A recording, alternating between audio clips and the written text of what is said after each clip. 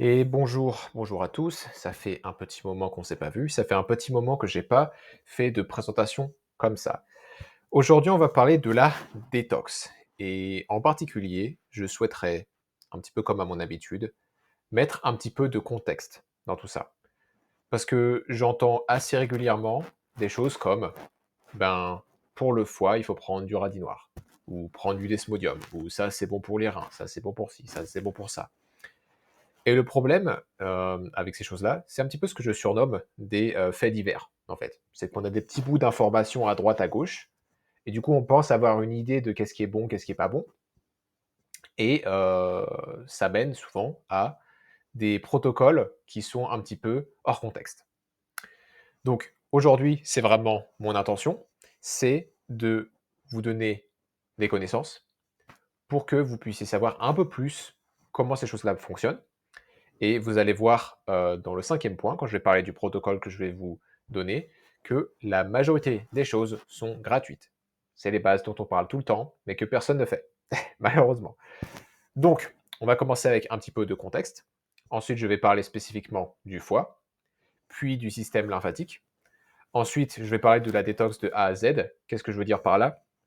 Je vais simplement vous montrer le trajet d'une toxine de l'intérieur de nos cellules jusqu'à ce qu'elle soit excrétée. Et enfin, je vais finir par vous parler d'un petit protocole basique que tout le monde peut faire et qui, par définition, couvrira les bases, 90% de vos besoins. Donc on va commencer par un peu de contexte. Alors ce qu'il faut savoir, c'est que le marché de la détox, c'est très rentable. Et vous voyez, pour me détoxer, je bois un petit peu d'eau.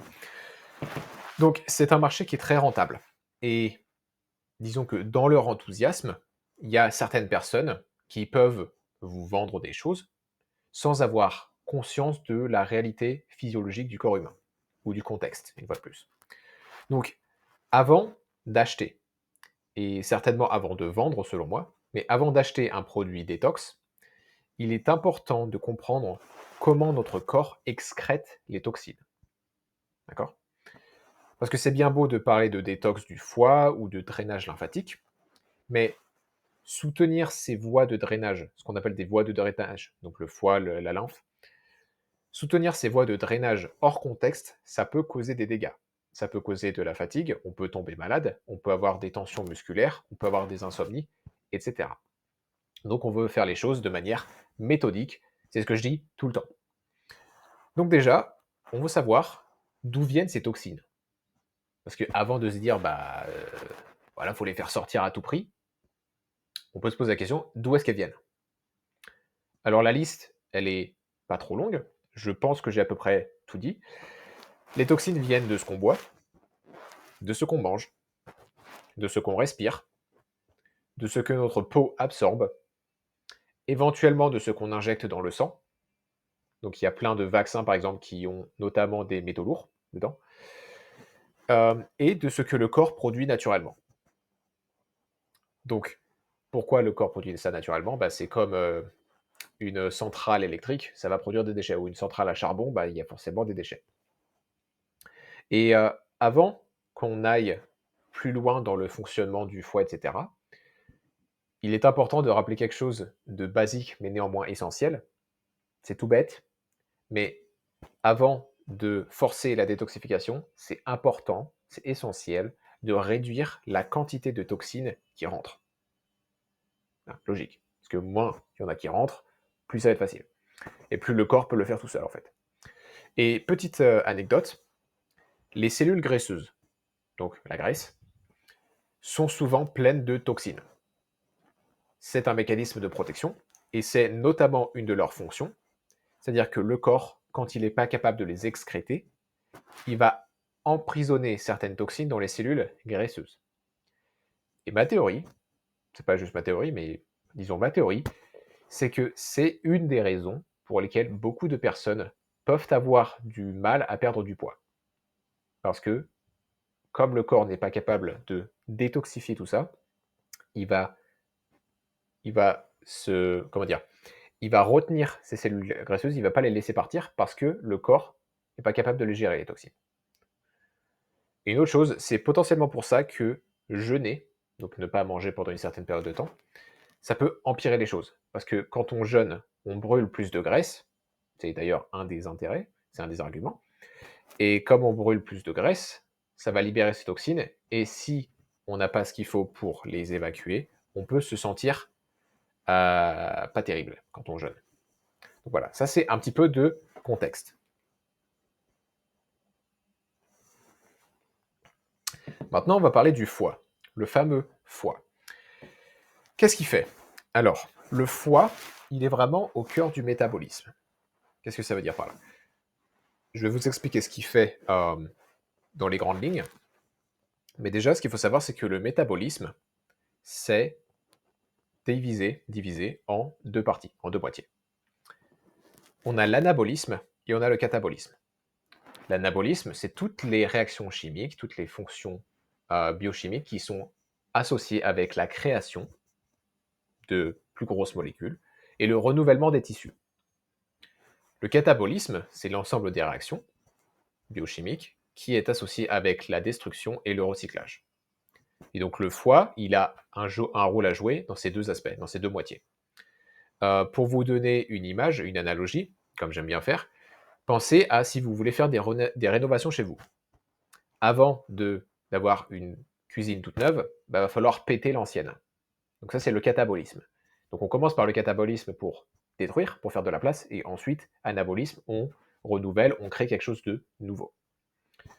Donc ça, c'est vraiment les deux moitiés du métabolisme. En général, quand on a des douleurs articulaires, par exemple, c'est qu'il y a trop de catabolisme et pas assez d'anabolisme. Bref, c'est un autre sujet. Mais c'est pour vous donner une idée. Et donc le foie. Donc, sur sa moitié anabolique, c'est plus associé à son rôle digestif. Ce qu'il faut savoir, c'est que le foie, il va recevoir tous les nutriments en provenance de l'intestin grêle.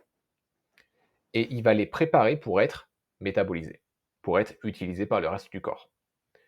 Et donc, encore une analogie, en ce sens, le foie peut être considéré comme un entrepôt qui va recevoir des matériaux en vrac.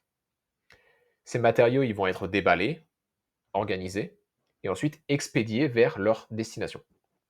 Donc ça, c'est le rôle du foie. Il prépare les nutriments à être utilisés par le reste du corps.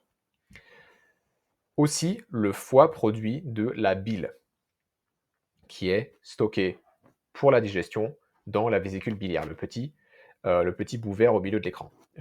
C'est un petit peu Batman et Robin, hein, j'ai inventé ça, mais le foie, c'est un peu Batman, la vésicule biliaire, c'est Robin.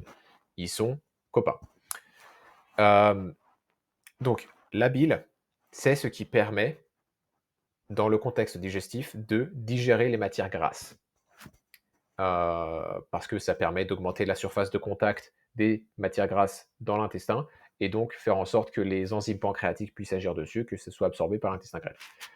Donc, la bile est essentielle pour digérer les matières grasses, mais c'est pas juste les matières grasses, c'est toutes les vitamines qu'on appelle liposolubles, c'est-à-dire les vitamines qui ne sont assimilables qu'en présence de matières grasses. Donc c'est le cas de la vitamine A, de la vitamine D, de la vitamine E et de la vitamine K. D'accord ? La bile a aussi un rôle dans la détoxification parce que ça permet de faire ce qu'on appelle de créer des toxines conjuguées et donc de les excréter par le côlon. Et donc là, on transitionne sur son rôle plus détoxification.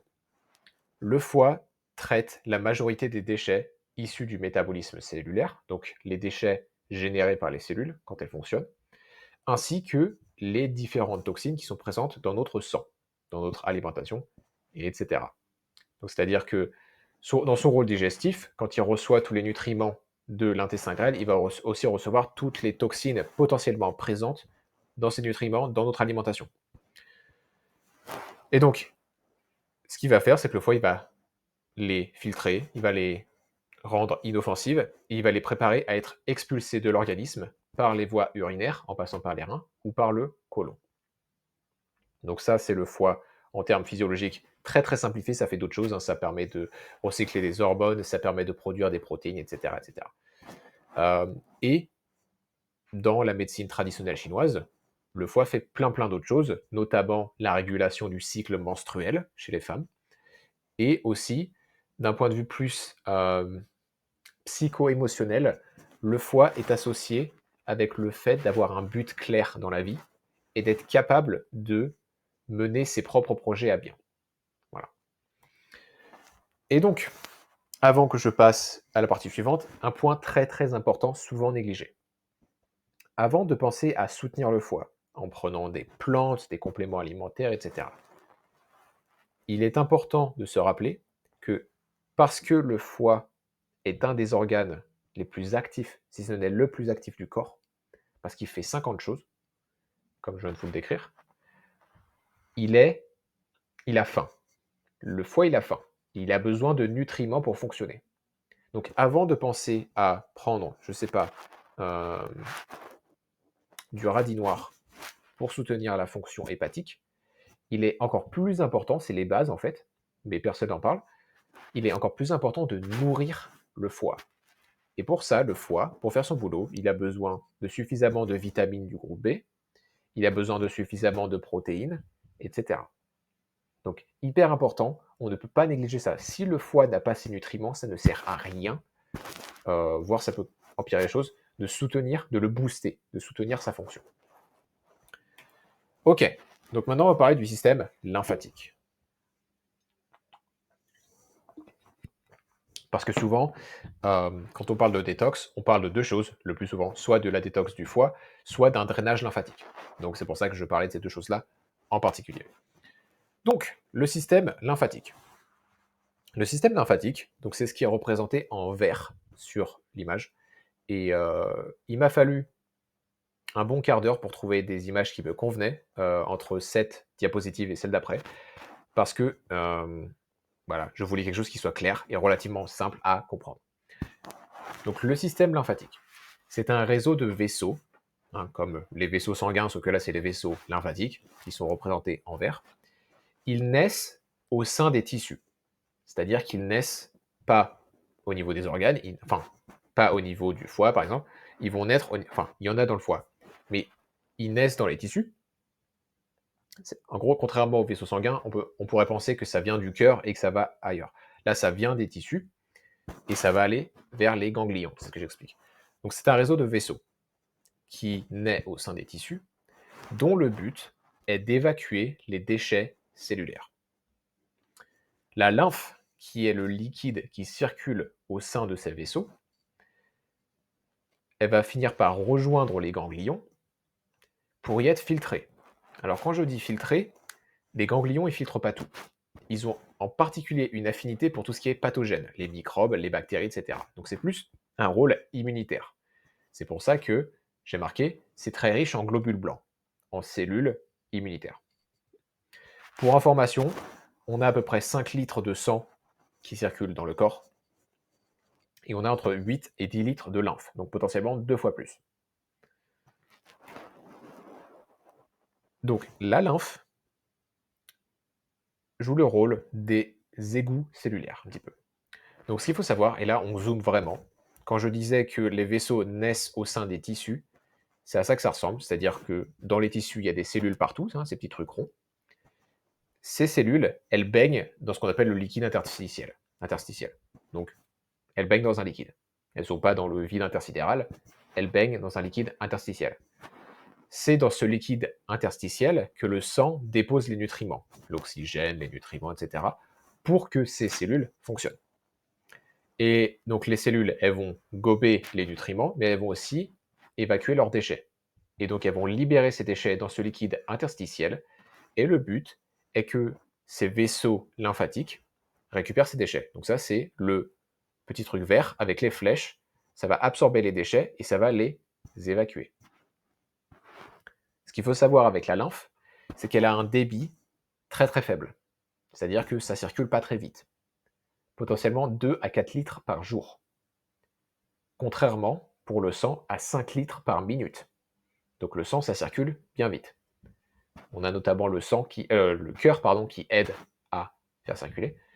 Et en fait, contrairement au système cardiovasculaire, la lymphe n'a pas de pompe. Et comme elle n'a pas de pompe, elle peut facilement stagner, notamment en cas de sédentarité, ce qui est le cas de beaucoup de personnes. Et je tiens à préciser, c'est pas parce que je vais faire, je sais pas, 45 minutes de sport 5 fois par semaine que je suis pas sédentaire. Si je suis assis pendant 8 heures par jour, même si je fais 45 minutes de sport, c'est quand même de la sédentarité. Et c'est pour ça que on entend parler de drainage lymphatique, des massages, des choses comme ça, parce que comme on est sédentaire, et ben, c'est quelque chose dont on peut avoir besoin pour la faire circuler, pour pas que ces toxines elles restent dans le système, pour qu'elles puissent être filtrées puis évacuées. Mais comme je vais vous l'expliquer dans un instant, un drainage lymphatique, il faut que ce soit fait au bon moment. Sinon, une fois de plus, comme avec le foie, ça peut empirer les choses. Ok, donc maintenant on va parler du chemin d'une toxine, et ça devrait vraiment vous éclairer, le chemin d'une toxine entre une cellule, où elle peut être emprisonnée, jusqu'à ce qu'elle soit excrétée du corps. Donc, c'est un focus, hein, c'est un petit documentaire, focus sur un déchet issu de la fonction cellulaire. Donc ça veut dire que je pars du principe que c'est une toxine qui était dans une cellule. Les autres types de toxines, comme ce qui est dans l'air, dans l'eau, dans les aliments, dans les produits cosmétiques, ça va finir dans le sang et ça va finir par être filtré par le foie. Donc en fait, ça va rejoindre le diagramme que je vais vous montrer dans un instant, mais ça ne va pas commencer au début. C'est-à-dire qu'il y a certaines toxines qui arrivent, qui finissent pas dans les cellules et qui vont être directement dans le sang et filtrées par le foie. Donc ça va aller peut-être un peu plus vite. Donc, c'est ça que ça ressemble. Donc, on commence au sein d'une cellule. Je vais faire une petite digression, je ne vais pas en parler trop, parce que c'est potentiellement une présentation à elle toute seule. Si ça vous intéresse, j'en ferai une un jour. C'est le rôle de l'eau dans le corps. L'eau dans le corps, c'est pas juste de la flotte, comme ce que je bois, elle a un rôle très particulier, extrêmement important, et surtout, dans la majorité des cas, et surtout dans un cas idéal, elle n'est pas sous forme liquide, elle est sous forme de gel, un petit peu comme de l'aloe vera, si vous voulez, ou un petit peu comme, si vous imaginez, de la confiture. Et ce gel, il a des propriétés particulières. Donc, je fais juste une petite digression rapidement, juste pour planter une graine dans votre esprit. J'en parlerai peut-être dans une vidéo à part. Mais donc, une des particularités, des propriétés de ce gel, de cette eau qu'on appelle une eau structurée, donc de la confiture si vous voulez, c'est qu'elle va former ce qu'on appelle une zone d'exclusion. Cette zone d'exclusion, par définition, comme son nom l'indique, ça permet d'expulser, d'exclure tout ce qui n'est pas de la taille d'un électron, donc quasiment tout en fait. Toutes les molécules toxiques, ça les exclut. Et donc cette zone d'exclusion, quand on en a suffisamment, ce qui n'est pas le cas de tout le monde, ce qui peut causer plein de problèmes, mais quand on en a suffisamment, c'est ça qui va expulser les toxines de la cellule pour les envoyer vers le fluide interstitiel dont je parlais avant. Donc ça, c'est le premier point avec la petite cellule. Une fois qu'elles sont dans le liquide ou le fluide interstitiel, elles vont être récupérées par la lymphe. Donc là, on arrive au deuxième point avec les petits trucs verts. Et une fois que c'est dans la lymphe, en partant du principe que ça circule bien, hein, au moins 2 à 4 litres par jour, donc on bouge, etc., ça va être envoyé vers les ganglions lymphatiques. C'est les petites boules que vous voyez là. Les ganglions lymphatiques, ils éliminent les pathogènes, comme je disais avant. Donc c'est plus une fonction immunitaire. Si c'est une toxine par rapport à un produit chimique qui est toxique, les ganglions lymphatiques, ils vont rien faire. Mais donc, ces ganglions lymphatiques, ils vont éliminer les pathogènes grâce aux cellules, aux globules blancs, notamment des lymphocytes. Et ensuite, cette lymphe, ça va redevenir du sang. Ça va passer par la veine sous-clavière, donc sous la clavicule, et ça va redevenir du sang. C'est pour ça que j'ai mis une veine en bleu. C'est parce qu'une fois que ça a été filtré, ça redevient du sang. Une partie de la lymphe toxique, elle va être évacuée par les pores de la peau, par les reins, et donc la vessie, ou par le côlon. Ce qui n'a pas été filtré et donc qui rejoint le sang, ça va finir par être filtré par le foie, donc ce sang va passer par l'artère hépatique et le foie, va combiner les toxines avec de la bile, notamment. Il va les filtrer, puis il va les combiner avec de la bile avant de les envoyer vers le côlon.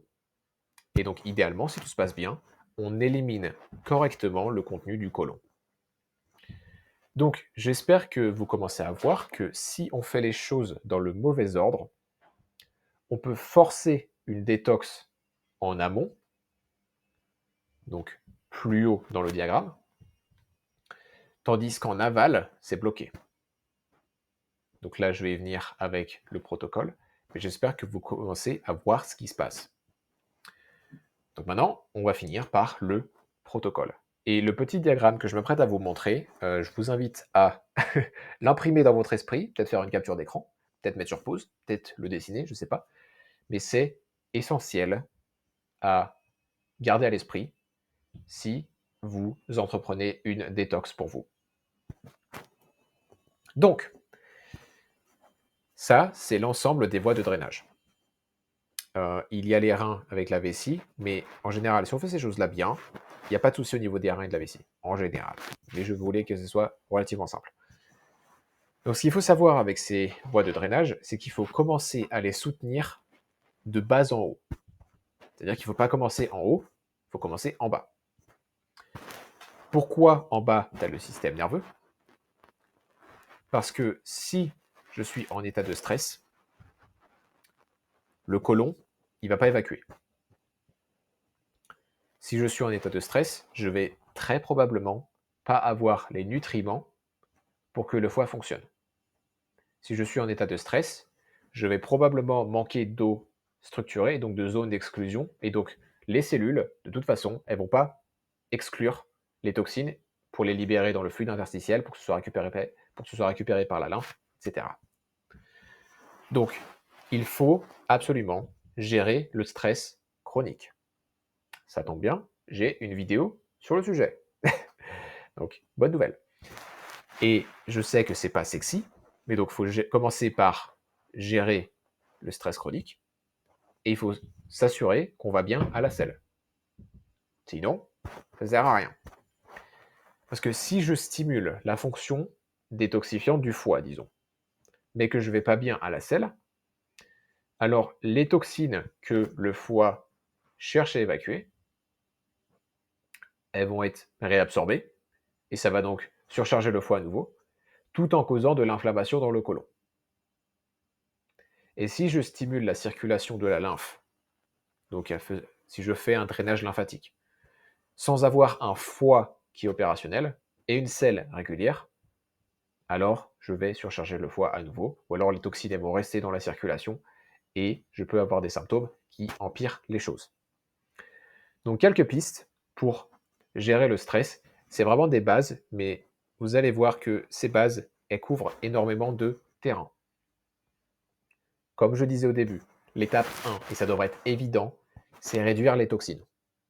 Donc c'est qu'est-ce que je bois, qu'est-ce que je mange, comment je respire si je respire. Je ne peux pas changer la pollution environnementale, bien évidemment.